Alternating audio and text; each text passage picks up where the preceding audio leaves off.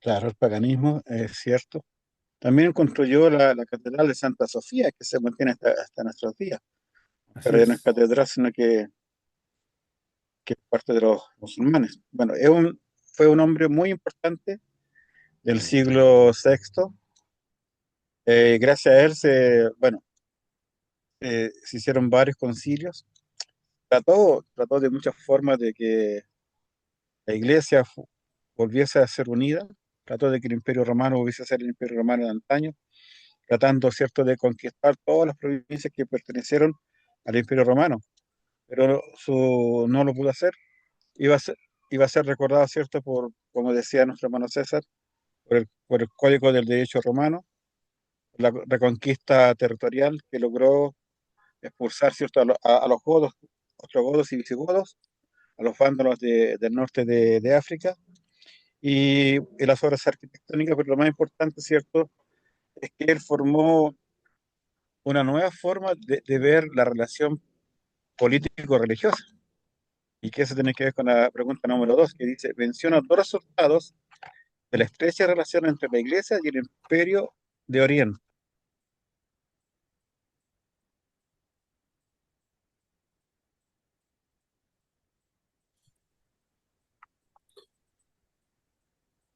Les ¿Respondo? escucho.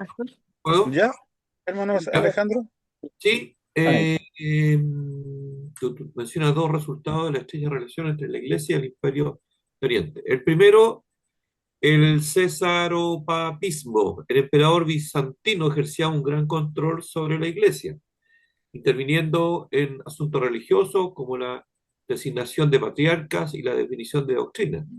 Esto contrastaba con Occidente, donde el papado buscaba mayor autonomía.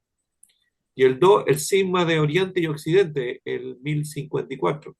Las diferencias políticas, culturales y teológicas entre la Iglesia oriental, bajo influencia imperial, y la occidental, con un papado más independiente, llevaron a la separación definitiva entre la Iglesia ortodoxa y la católica romana.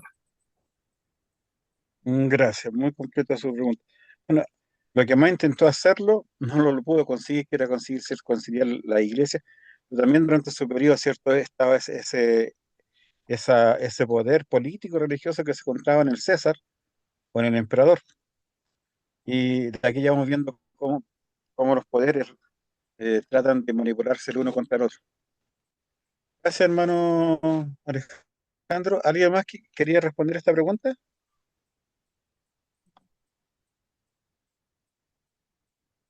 ¿No? ¿Está clara? Entonces vamos a la pregunta número 3,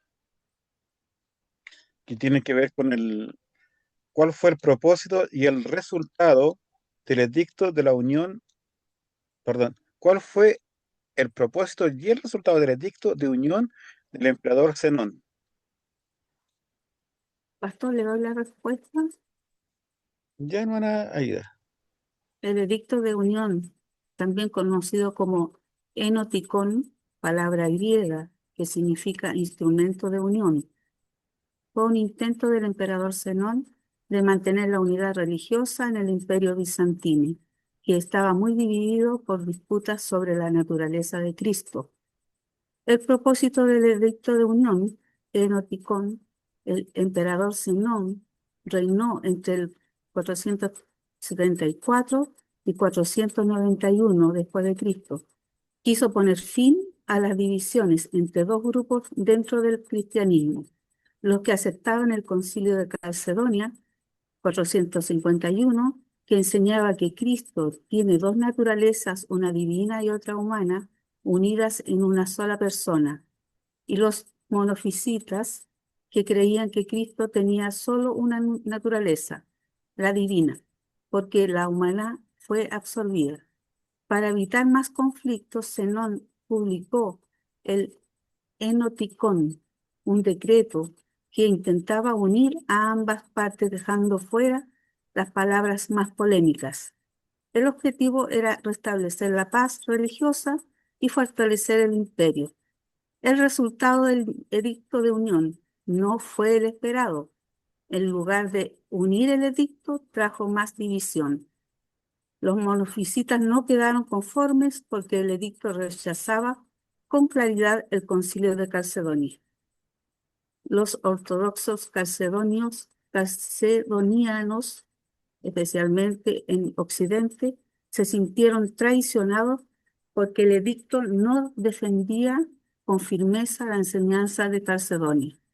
El Papa de Roma incluso rompió la comunión con el patriarca de Constantinopla por esta causa, lo que provocó el cisma acasiano en el 484 hasta el 519. Propósito: el emperador Zenón quiso unir a los cristianos del imperio, terminar con las peleas sobre la naturaleza de Cristo. El resultado fracasó. En vez de unir, agravó las divisiones entre Oriente y Occidente y provocó un cisma dentro de la Iglesia. Lo que trató de hacer el Zenón, ¿cierto?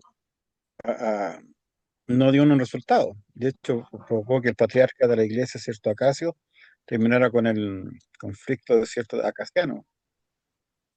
Bueno, aquí estamos viendo donde nuevamente ya se va a empezar a normalizar esta situación donde los emperadores van a querer tener una mayor injerencia en las actividades de la iglesia o en el poder religioso. Si nosotros nos damos cuenta, el cesaropapismo, que fue expulsado por los emperadores bizantinos, recordemos que en Roma solamente estaba el Papa de la Iglesia Occidental. En Constantinopla, o Bizancio, como se conocía anteriormente, estaba la Nueva Roma, que era donde estaba la morada del emperador. Y ese emperador, en su celo, por evitar cismas, y estos cismas que los emperadores estaban tomando en cuenta, teniendo ese don, no era evitar la división de la iglesia, sino que en muchos casos tenía una visión de evitar el desmembramiento de lo que quedaba del Imperio Romano. Para ellos era de vital importancia evitar que zonas apartadas, especialmente las zonas de Siria, eh, de Alejandría en Egipto y el norte de África, donde estaba la iglesia copta y otras iglesias, se dividieran y se apartaran por un asunto religioso. Era el monofisismo donde se cuestionaba, ¿cierto?, la dualidad, o sea, la persona de Cristo entre lo divino y lo humano, que los cuales no aceptaban. Y ese cisma podía provocar que el Imperio Romano se desgarrara mucho más y que era una pequeña parte. Económicamente no les convenía. Por eso el Papa, perdón, el obispo, el emperador, trata de tener una injerencia superior al Papa, como se conoce el Papa de la Iglesia Ortodoxa. Y eso va a ocasionar que los papas, o sea, para que los emperadores, citen una serie de concilios para tratar de solucionar los problemas religiosos. Recordemos que ya todo el Imperio Romano en su gran mayoría era cristiano y quedaban muy pocas religiones paganas. Entonces, el fracaso estaba eso, que los emperadores, al no ser cristianos verdaderos, buscaban, ¿cierto?, un arreglo político-religioso, lo cual nunca trajo ninguna solución, porque era imposible poder conciliar dos posturas tan opuestas. Como que es, para que lo pongamos en perspectiva de nuestra actualidad, como si la iglesia reformada, la iglesia protestante reformada, tratara de unificar criterios con los testigos de Jehová. Podemos coincidir en muchas cosas, no usar la misma Biblia, ni decir que hay un solo Dios, pero cuando hacemos referencia a Jesucristo entre los protestantes, la iglesia evangélica y los testigos de Jehová, hay un abismo que no se puede evitar, que no se puede solucionar. Ellos no creen que Jesús sea el Hijo de Dios, ven a Jesús como una creación. Así, así de relevante y así de marcadas eran las diferencias en los tiempos de Zenón. Y eso es lo que pasaba, o sea, simplemente el enoticón simplemente quería unificar criterios de estas dos posturas entre, entre los puntos que ellos tuviesen en común acuerdo o en los cuales coincidieran. Fíjense que esa situación se sigue dando en nuestros días, el unificar criterios. Bueno, desde el mediados del siglo XX, cuando se formó el Concilio Mundial de Iglesias, que primero comenzó con iglesias protestantes y evangélicas que llegaban a una unidad doctrinal, después cierto, se toda la Iglesia Católica, y de ahí en adelante la Iglesia Católica ha tenido un lugar muy importante dentro del comunismo, dentro del Consejo Mundial de Iglesias, y han tratado de acercar posturas con las iglesias protestantes. ¿Y cómo lo hacen? Solamente juntémonos, ya veremos de las doctrinas en las cuales tenemos coincidencias.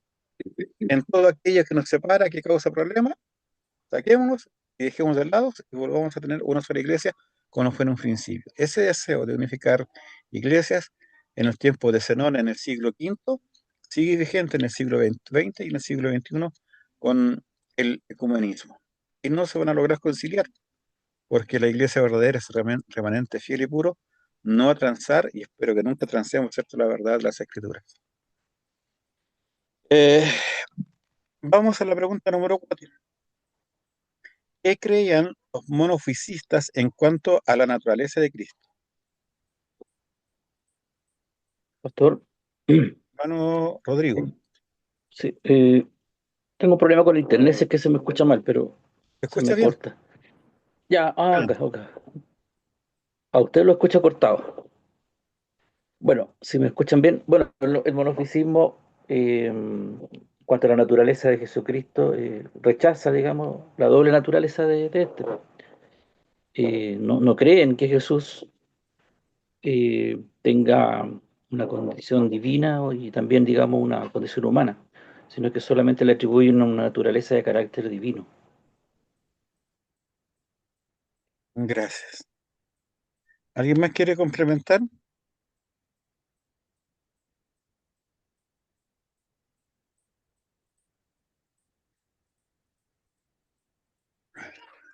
Entonces, como decía nuestro hermano Rodrigo, el monofisismo en qué nos apuntaba, en que Jesucristo solamente tenía una sola naturaleza, que era la naturaleza Divina.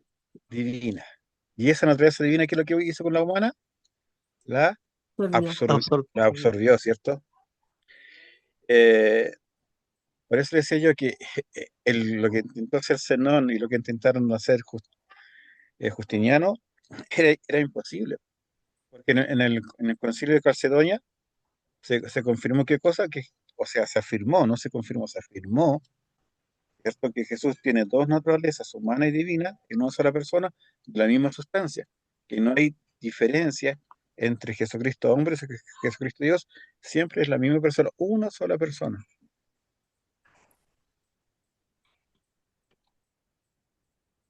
Vamos a la pregunta número 5. ¿Qué creía Justiniano que era su deber y de qué manera se propuso lograrlo? Pastor, Hermano Giovanni, sí, buenas noches, pastor. Bueno, buenas noches. Justiniano creía que debía resolver las divisiones teológicas para mantener la unidad del imperio. Y bueno, ¿cómo lo intentó? A través de concilios, a través de edictos imperiales y a través de, una conciliación entre los calcedonios y los monofisitas. Gracias. ¿Alguien más quiere complementar la respuesta de nuestro hermano Giovanni, que está muy buena? Sí, pastor. Hermana Ida, le Bien. escuchamos. Por medio de la ley, mandó recopilar y organizar todas las leyes romanas en una gran obra llamada el Código de Justiniano, Corpus Juris Civilis. Con esto quiso asegurar que la justicia del Estado reflejara los principios cristianos. Así unió la ley civil con la fe cristiana. Por medio de la religión, Justiniano se involucró activamente en los asuntos de la Iglesia, apoyó la doctrina ortodoxa, especialmente la del Concilio de Calcedonia. Intentó reconciliar a los grupos divididos como los monofisitas. Construyó templos impresionantes como la Basílica de Santa Sofía para mostrar la gloria de Dios y del imperio. Su meta era que la Iglesia y el Estado trabajaran juntos, ambos sirviendo a Dios por medio de la política y la guerra. Quiso reconquistar los territorios perdidos del antiguo Imperio Romano de Occidente.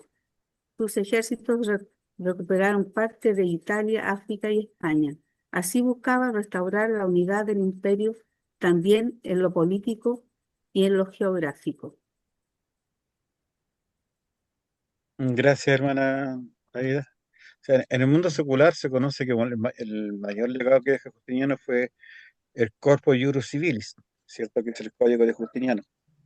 Pero también en nosotros, en la parte religiosa espiritual, está ese sobreénfasis que él tenía de mantener la hegemonía y la unidad del Imperio Romano. Pero lamentablemente, cuando pesa más en el pensamiento humano la conveniencia política y económica, se deja de lado, ¿cierto?, la pureza del cristianismo, la pureza de la doctrina. Si se dan dado cuenta, eh, todos los emperadores, y estamos hablando del Imperio Bizantino, del Imperio de Oriente, lo único que querían era volver a reunificar el Imperio Romano. Zenón, Justino, Justiniano y todos los que le siguieron tratan de hacer lo mismo, pero no lo van a conseguir mientras no, y no lo consiguieron, ¿cierto? Mientras no siguieron lo que el Señor quería. Vamos a la pregunta número 6. ¿Cuál fue el propósito y los resultados del quinto concilio ecuménico?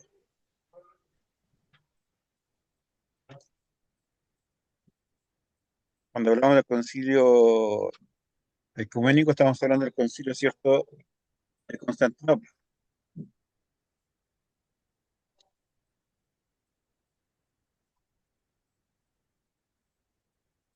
¿Mm? ¿Alguien que desea compartir?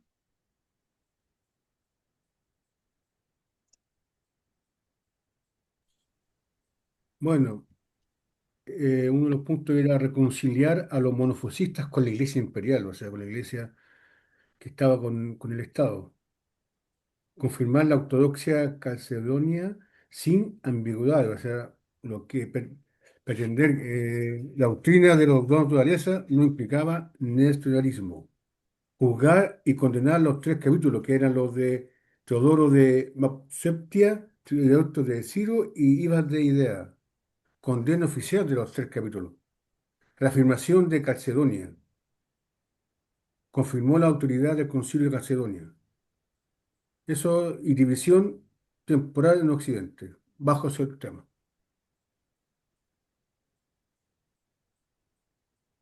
Gracias. ¿Alguien más? Ya. ¿Puedo leer el propósito que tenía Sí, con hacer todo? sí, hermana Aclarar la Aida. posición cristológica del Concilio de Calcedonia en el 451 y demostrar que la Iglesia no favorecía el nestorianismo, proteger y reafirmar la doctrina de Calcedonia. Aunque Justiniano quería atraer a los monofisitas, el concilio también buscó preservar la doctrina correcta. En Cristo hay una sola persona, con dos naturalezas completas y perfectas, unidas sin confusión, sin mezcla, sin división y sin separación. Resultados principales. Condenación oficial de los tres capítulos. El concilio declaró herética la teología de Teodoro, rechazables ciertos escritos de Teodoreto de Ibas, incompatible con la fe ortodoxa cualquier enseñanza que apoyara un Cristo dividido. Esta condena pretendía mostrar que la Iglesia no toleraba el nestorianismo. Reafirmación de Calcedonia. El concilio confirmó que lo declarado en Calcedonia seguía siendo la norma ortodoxa de la Iglesia. Esto salvó la autoridad de Calcedonia, que estaba siendo cuestionada tanto por monofisitas como por ciertos obispos occidentales. Bueno, Gracias. pero Muchas gracias. Bueno, aclarar que el nestorianismo, ¿cierto?, era diferente a los monofisismos. El nestorianismo simplemente hablaba de que habían dos Dos, sí. naturalezas divinas, ¿cierto? O sea, dos naturalezas en Cristo, una divina y una humana, y que las dos eran dos personas distintas, y no era una sola persona. Ah, vamos a la pregunta número 7. ¿Quedó claro, cierto? La pregunta número 7. Describa la revuelta de Niké.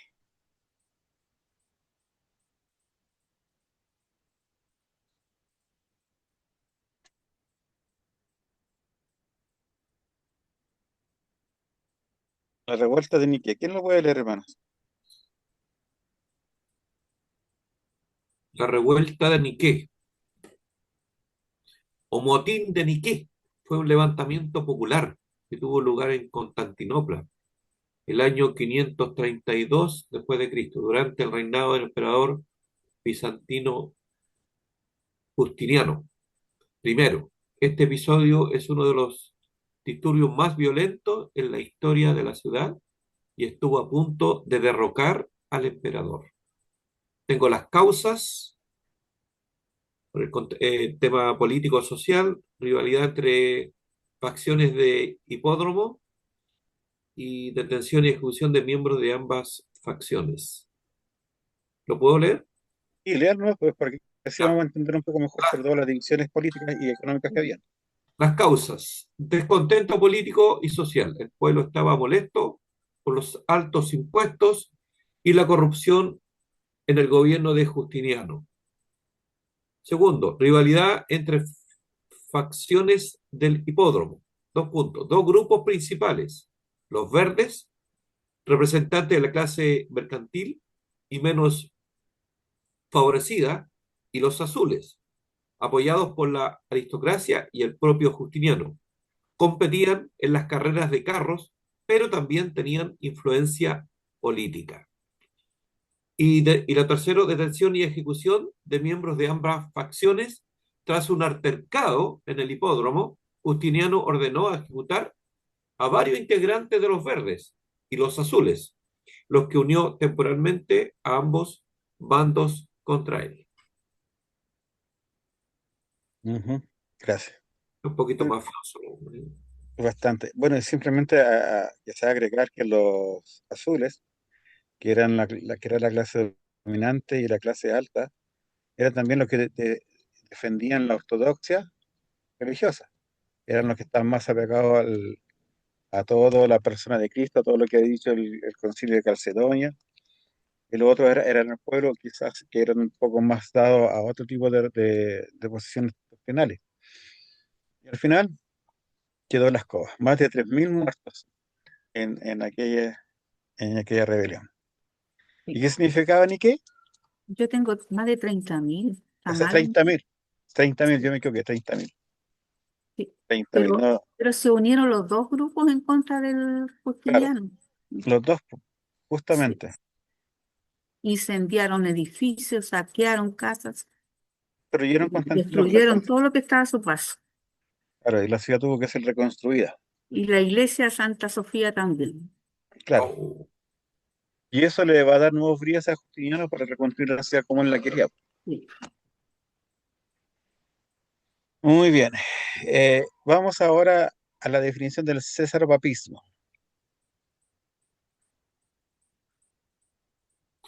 Pastor, ¿Sí? parece que usted no hizo una pregunta. ¿Qué significa ni qué no? ¿Algo así? ¿Sí? Sí, creo que se canique. Ah, no A ver, sé. hermana Pamela, ¿qué significa? Victoria o vence. Victoria. O vence, dice. Claro, pero se niega con esa palabra. Vámonos entonces al césaropapismo.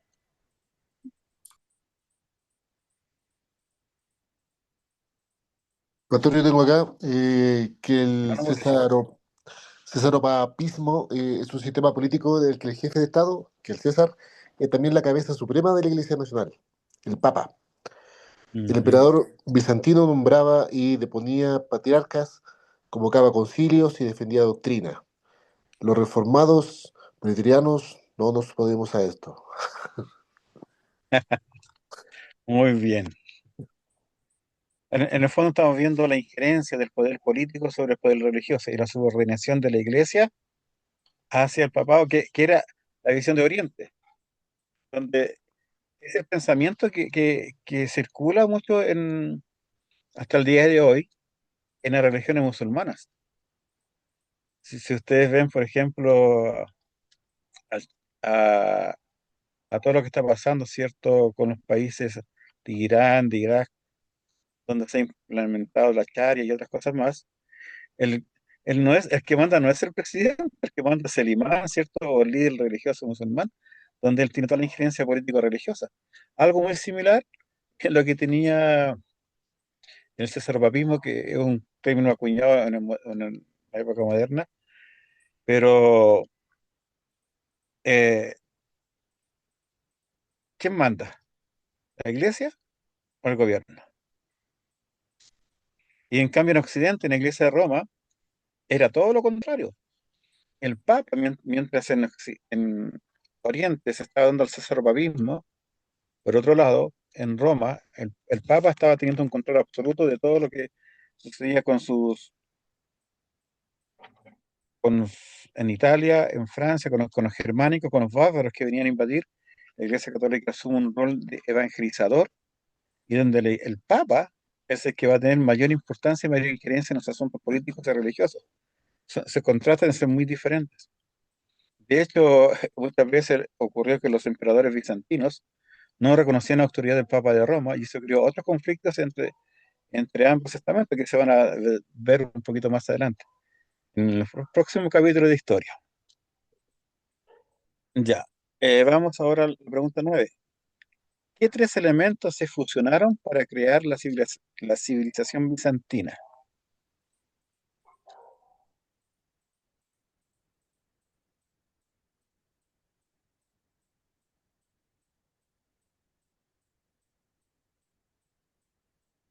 Pregunta 9.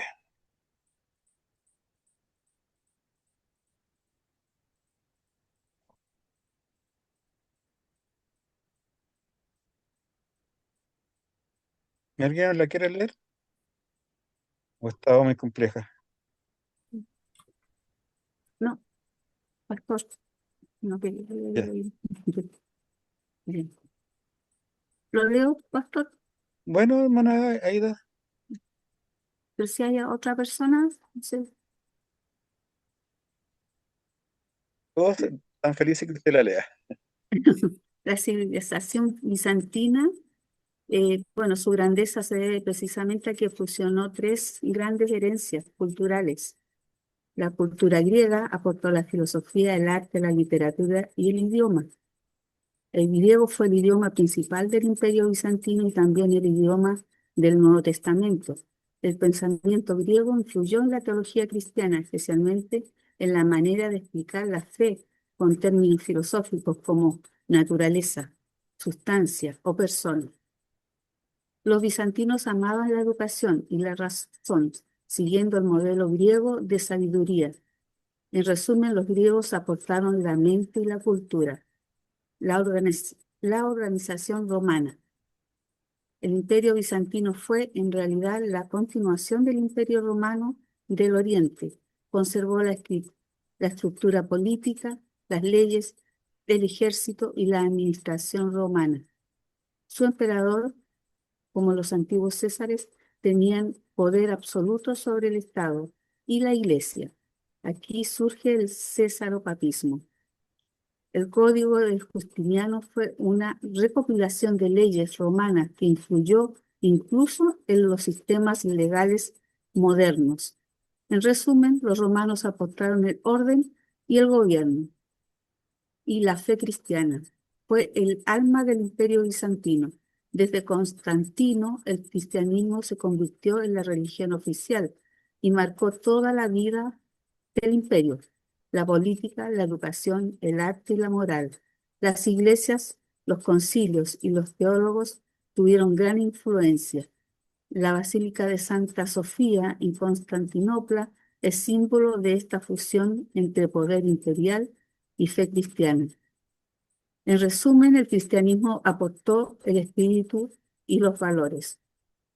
La civilización bizantina fue un resultado de la fusión de tres elementos: la cultura griega, su pensamiento y lengua; la organización romana, su sistema político y legal; la fe cristiana, su visión espiritual y moral.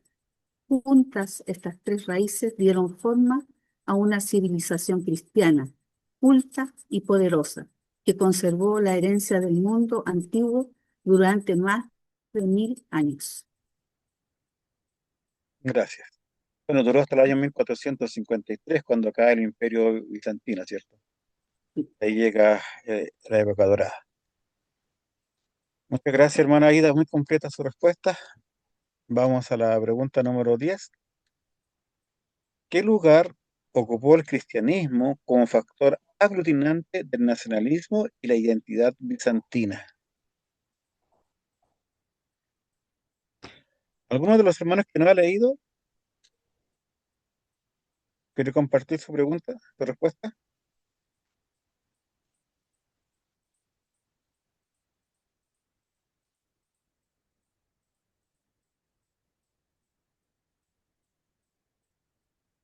Cualquier hermano que pueda leer. Ya, yo leo la mía. Hermana Pamela. Dice, el cristianismo fue el corazón de la identidad bizantina. No solo era una religión, sino la base del patriotismo, la cultura, la ley y la vida pública. Ser bizantino significaba ser romano de Oriente y cristiano ortodoxo. Eso. Justa, precisa y concisa. Muy Muchas bien. gracias. ¿Alguien más quiere complementar? Yo voy a, dice Hermano Javier. dentro de eso que tenía la base ideológica del imperio. Para los bizantinos el imperio no era solo una entidad política, sino una comunidad sagrada.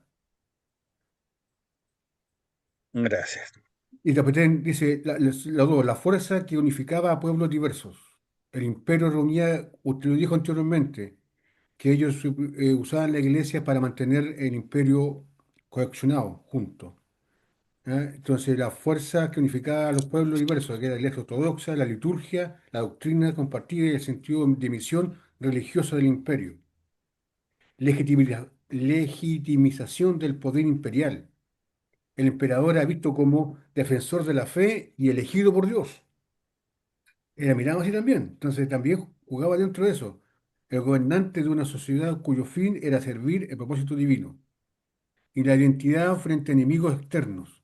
Frente a persas, árabes, musulmanes y más tarde cruzados, latinos, el nacionalismo bizantino se expresó como la defensa de la ortodoxia, la verdadera iglesia y la herencia cristiana del imperio. Así la religión se convirtió en el marco interpretativo con el que Bizancio entendía aliados, enemigos y su propio destino. Como decía nuestro hermano Javier, hay un punto importante, porque como se veía una hegemonía en lo político y lo religioso, ese pensamiento, el emperador en muchos casos era considerado como el vicario de Cristo. A lo- El mismo título que asume el Papa de Roma. ¿Cómo se podría decir? Era el representante de Dios en la tierra. Por eso cuando el emperador de Bizancio o de Constantinopla citaban un concilio, nadie cuestionaba que era el emperador el que citaba para dilucidar cuestiones religiosas o doctrinales. Por el contrario, eh, era aceptado. Y muchas de las cátedras que daba el emperador eran aceptadas dentro de la iglesia católica. Ahora, hay una diferenciación. El cristianismo o la iglesia católica de Bizancio, que hoy día se conoce como la iglesia católica ortodoxa, era bastante diferente a la iglesia católica latina o la iglesia católica de Roma. Eran dos formas muy, muy diferentes de ver. Gracias por los aportes y por su respuesta. Vamos a la pregunta número 11. ¿Qué es el Corpus Juris Civilis?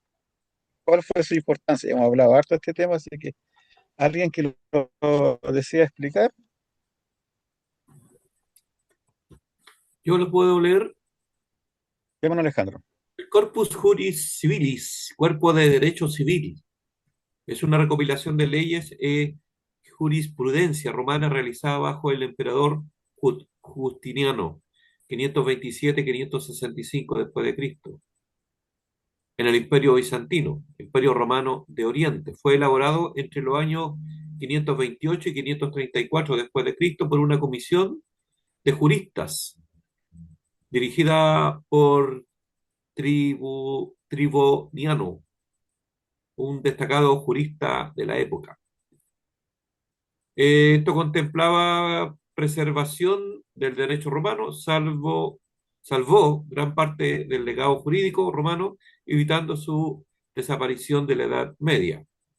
Segundo, base del derecho occidental, fue redescubierto en Europa en el siglo XI, Escuela de Babilonia, influyendo en el derecho canónico, los sistemas jurídicos medievales y el derecho civil moderno, especialmente en países como Francia, España y Alemania. Lo otro fue la unificación legal. Justiniano buscó eliminar contradicciones en las leyes romanas y crear un sistema coherente. Y lo último, fomentó el derecho bizantino. Fue utilizado en el Imperio Bizantino y luego en los reinos esplavenos y ortodoxos. Muchas gracias, hermano. Y creo que no hay ninguna duda de la importancia del derecho romano, ¿cierto? El derecho bizantino. Pregunta número 12. Vamos rápido, que son 20 preguntas y nos está pillando la hora. ¿En qué sentido se puede hablar de una teocracia absolutista en relación con el gobierno de Justiniano?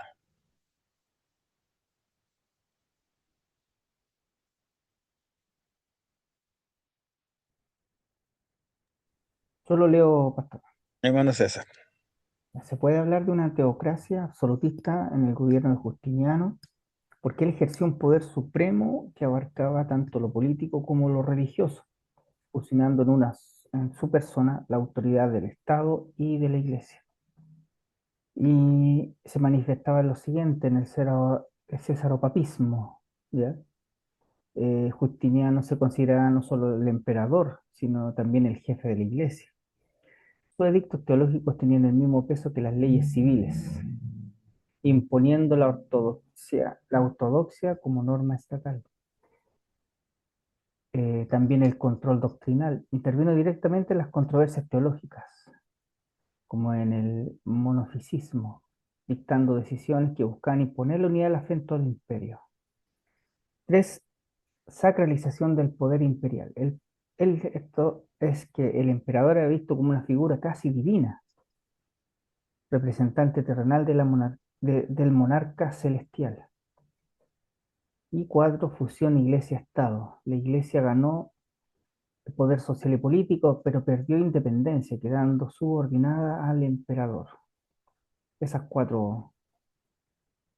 Gracias, hermano César. Era tanto el poder que tenía Justiniano que él quitaba y ponía papas. A diferencia de lo que pasaba en Roma, que el Roma era el que venía a quitar reyes, en el Imperio Bizantino era el emperador el que quitaba y ponía a los papas. Gracias, hermano. Vamos a la pregunta número 13. Describe la destrucción del paganismo en el Imperio Bizantino. Pastor, Bueno, Giovanni. sí, bueno, el paganismo fue progresivamente suprimido. El arte pagano fue sustituido por arquitectura, por mosaicos y símbolos cristianos. Y la iglesia recibió apoyo del Estado para eliminar expresiones paganas.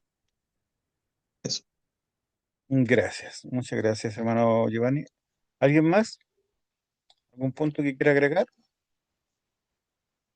¿No? Y vamos a la pregunta número 14. Enumera los efectos positivos de la unión de la Iglesia y el Estado en el Imperio Bizantino.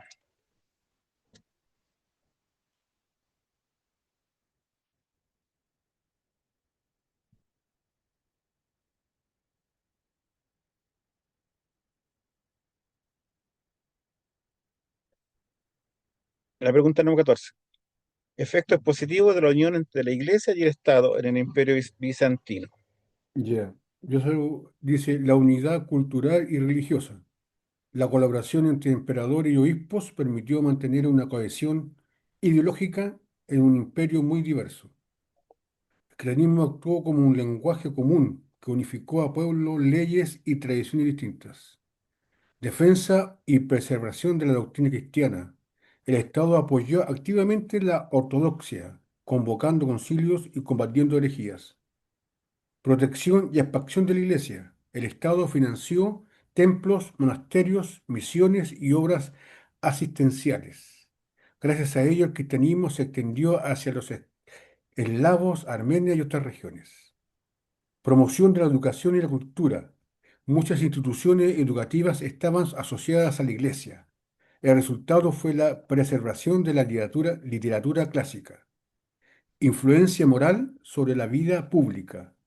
Las leyes imperiales adoptaron principios cristianos que promovieron la protección de los pobres, ciertas restricciones al abuso de poder y regulaciones más humanitarias.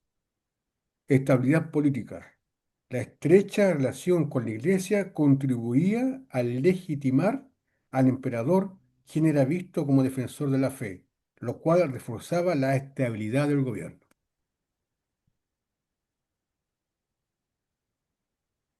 Hermano Javier, ¿alguien más? ¿Algún punto que nuestro hermano Javier no lo haya tocado? ¿O alguien que tenga algo que complementar esta respuesta?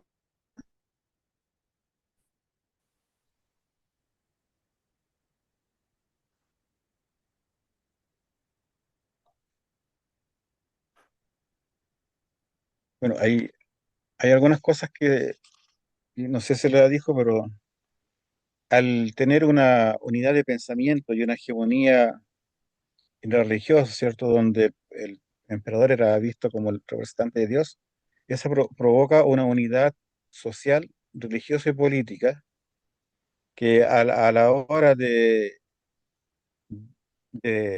recibir ataques por otros pueblos, y quizás se va a ver mucho más adelante cuando Constantinopla resiste muchos ataques de los musulmanes. Mm. Entonces, esa identidad religiosa como cristianos ortodoxos va a permitir que la gente se una al emperador y resista muchos ataques.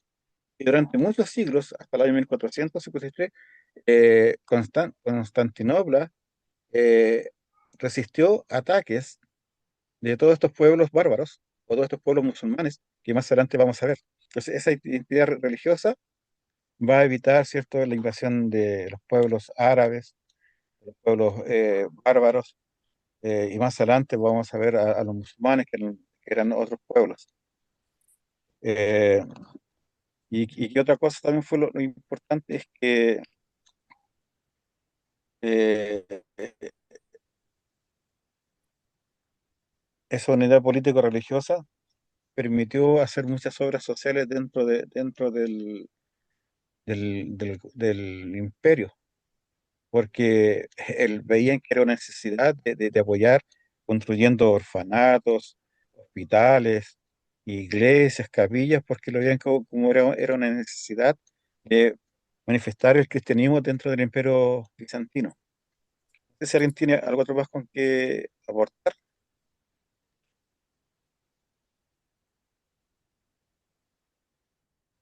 Ahí sí.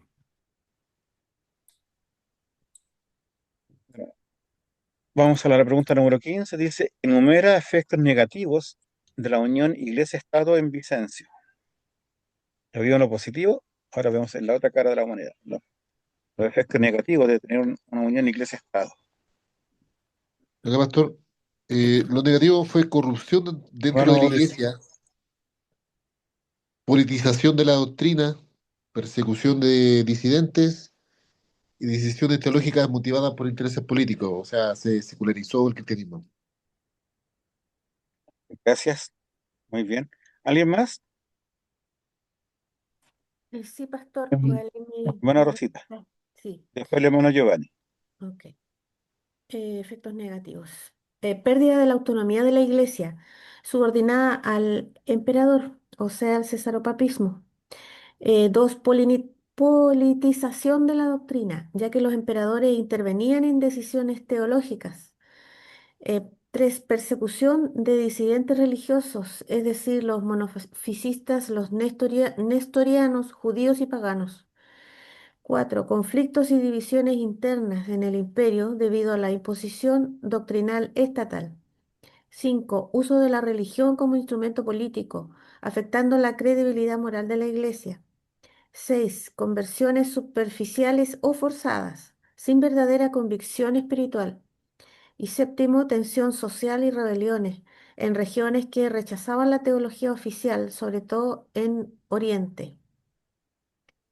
En conclusión, hubo persecución, politización, divisiones doctrinales, pérdida de independencia moral, cristianismo superficial y abuso del poder religioso con fines políticos.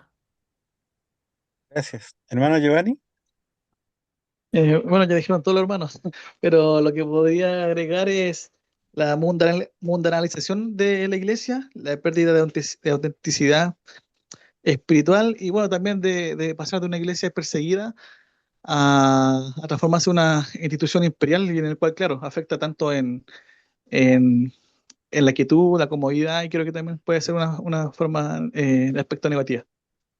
pero de perseguidos a perseguidores contra el paganismo. Así es. Pero también le afectó mucho, no sé si cuando leyeron la materia se dieron cuenta cómo afectó el- la liturgia, el orden de los cultos. Se perdió esa libertad de adorar a Dios en expresiones sencillas, simples, como lo hizo la iglesia durante tantos siglos, y ya se empezara a llenar de rituales. La liturgia se puso mucho, por decirlo, más rígida.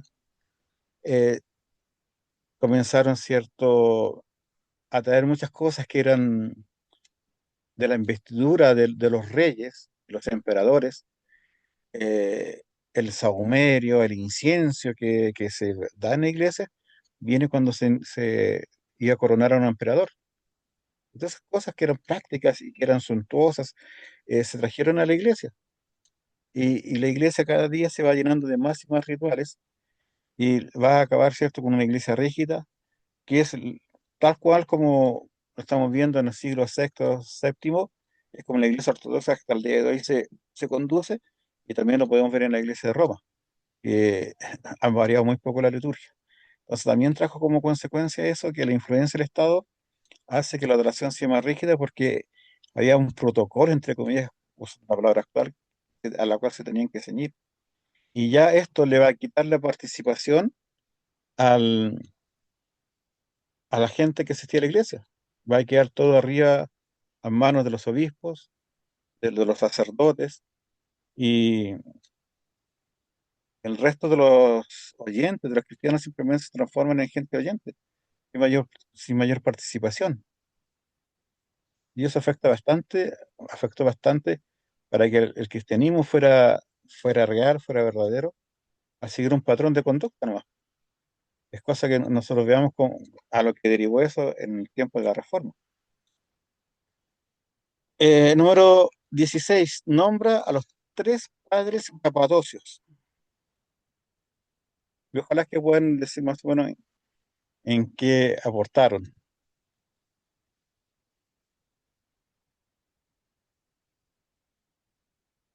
Basilio el Grande, Ya, Gregorio de Niza, Gregorio Nacianceno o Gregorio Nacianceno el teólogo.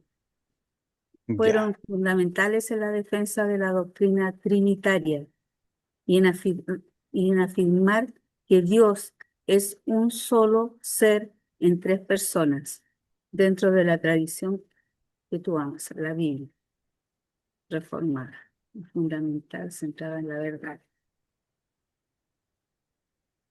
No sé Gracias, si hermana Ida. Muy clarito. Vamos a la pregunta número 17. ¿Qué era y qué decretaba el genoticón? El genoticón.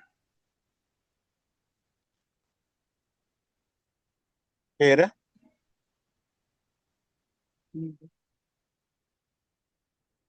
Hace poquito, unas preguntas atrás lo vimos cuando el emperador Zenón lo decreta.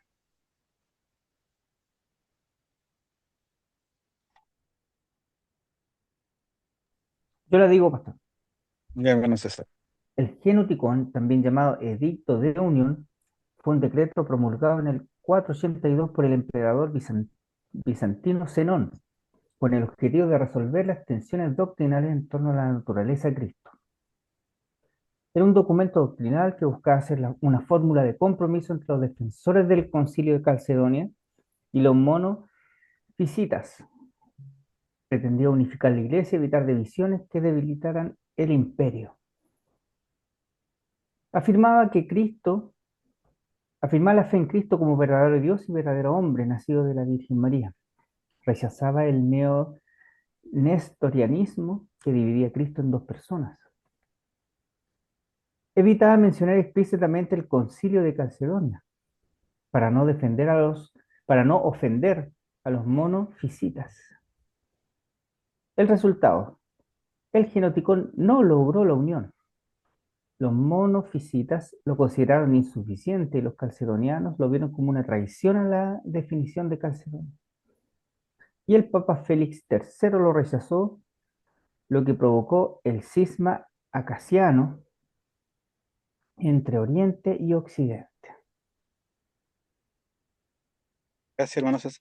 En el fondo, eh, lo único que quería era el edicto Zenón, era evitar decir que Cristo tenía dos naturalezas, para evitar cualquier conflicto. Gracias, hermano César, tuvo muy buena su respuesta. La número 18, ¿qué fue el monofisismo? El monofisismo, bueno, lo hemos estado viendo casi toda la lección. Ujú. La doctrina cristológica que surgió en el siglo V después de Cristo, principalmente asociada con el monje Eutíquez y el patriarca Dioscoro de Alejandría. Esta corriente sostenía que Jesucristo solo existía en una naturaleza divina, negando y minimizando la naturaleza humana después de la encarnación.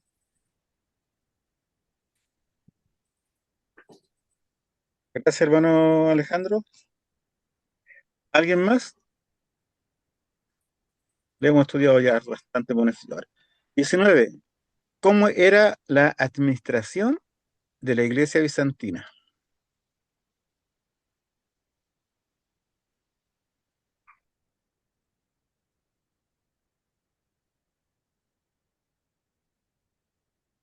Pregunta 19. ¿Cómo era la administración de la iglesia bizantina?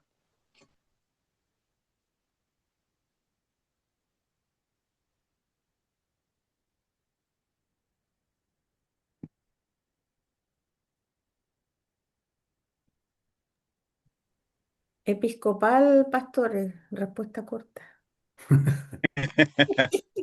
Nos faltó el hermano Dinco hoy día. Ahora un poquito más extensa. La iglesia estaba dirigida por una jerarquía establecida. Patriarca de Constantinopla, máxima autoridad eclesiástica en el Oriente Bizantino después del emperador, gozaba del título ecuménico.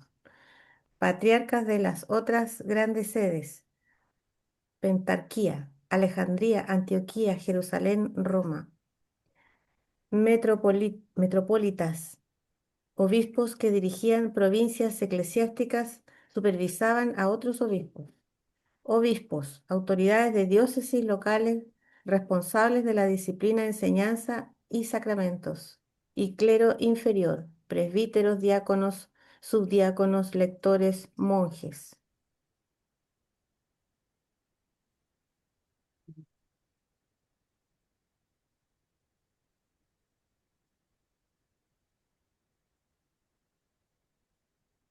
¿Me lo ves una rosita? Y no tengo más, tengo unidad entre iglesia y Ya. Estado, eh, organización territorial, papel del monacato, concilios y sínodos, funciones administrativas principales, pero es extensa la respuesta. Ya. Gracias, hermana Rosita. Una de las cosas interesantes que, o sea, no, importante que hace esta unión política religiosa era que la iglesia era dueña de grandes terrenos, era dueña de una gran parte del imperio bizantino, era dueña de la iglesia ortodoxa. Y por eso la iglesia, también la iglesia ortodoxa muchas veces se sometía a la voluntad del cesaropapismo, del emperador, porque tenía muchas ventajas económicas y territoriales. Y aparte de tener tantos terrenos, tantas propiedades, el Estado utilizaba la iglesia para ir en ayuda de los más necesitados, como veíamos recién. ¿Alguien más quiere complementar otra cosa?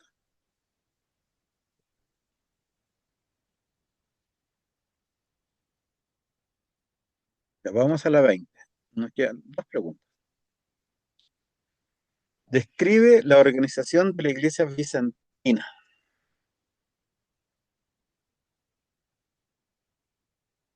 Recién vimos la administración, ahora vamos a ver la organización.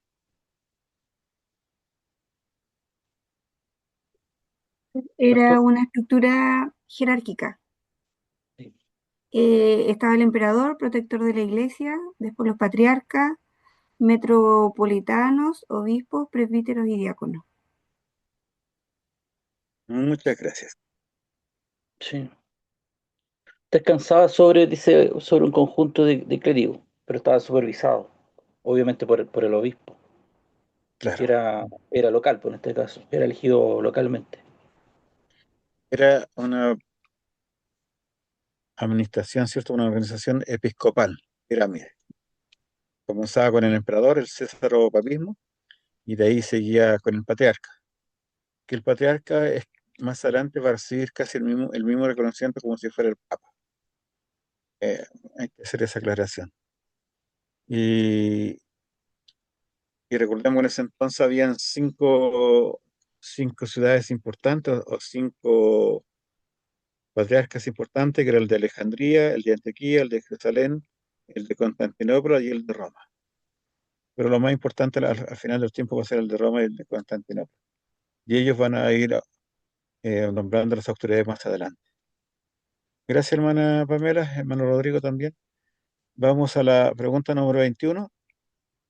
Describe la liturgia de la iglesia bizantina. Pastor, Hermano Giovanni. sí.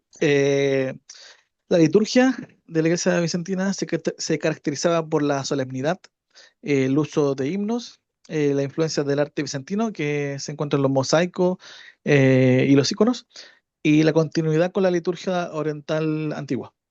Eso. Gracias. ¿Alguien más?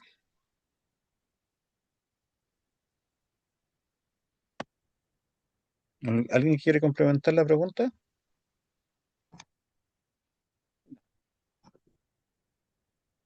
Ya, Pastor, más que nada, más que hermano Javier. comentar, me llamó la atención cuando estuve viendo liturgia que habla del clero mayor y el clero menor ya dentro de la liturgia.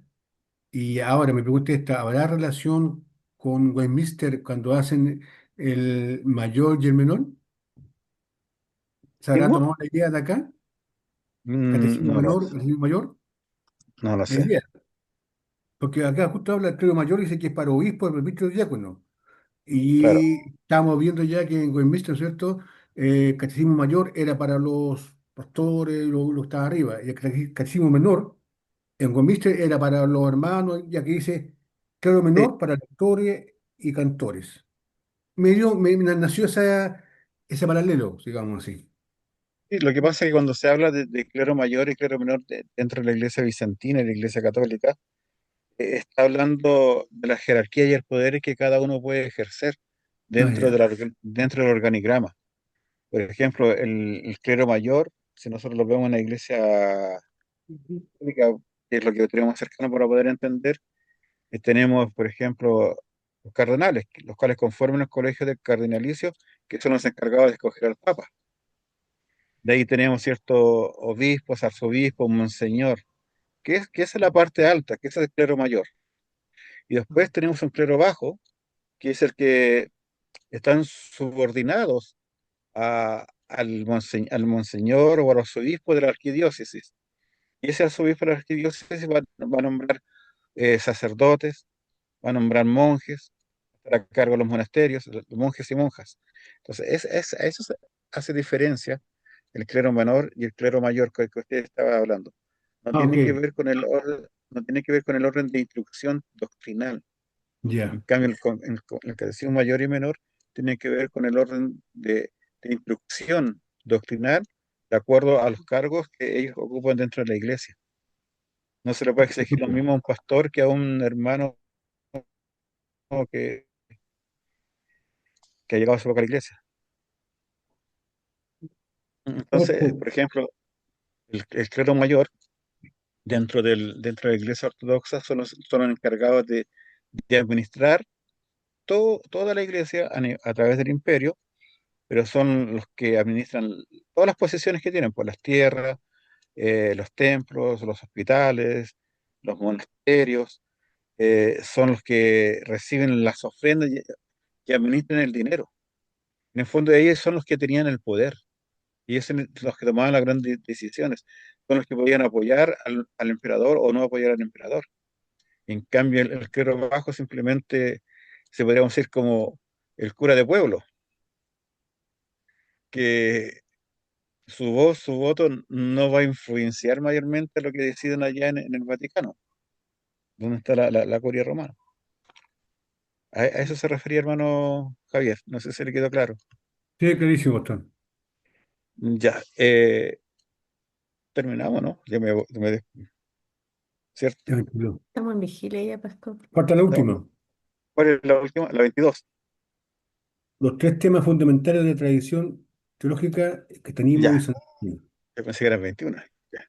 ¿Cuáles son los tres temas fundamentales de la tradición teológica el cristianismo bizantino? Cuesta corta. Sí, Corta nomás si quieres. La buena Pamela después nos explica todo. Número uno, teología trinitaria y cristológica. La dos, la teología de la divinización, teosis. Y la tres, la neumatología y vida litúrgica. Gracias. termina. eh, Hermana Rosita. no, dije terminamos. Ya. Bueno, toda esta, aquí vamos a estar como 20 minutos, no. Estos temas doctrinales que acaba de mencionar nuestro hermano Alejandro y que ustedes también lo tienen en su esto, simplemente surgieron como respuesta a todas las herejías que surgieron durante este periodo. El arianismo, el nestorianismo, el eusequismo, la, la icono, ay, se me fue la iconoclastía que se impuso después de la muerte de Teodora, ¿cierto? La esposa de Justiniano. Y todo eso obligó a que la iglesia definiera doctrinas, que fue lo que hicieron principalmente los ídolos, los concilios, para mantener la pureza de la doctrina. En algunos concilios fueron bastante buenos, que definieron y que hasta el día de hoy nosotros aceptamos esa doctrina. En otros casos, cuando se trata de pasar por alto la doctrina bíblica y relativizar, ¿cierto?, la relación, que es mejor ser amigos que enemigos, ahí la cosa queda mal.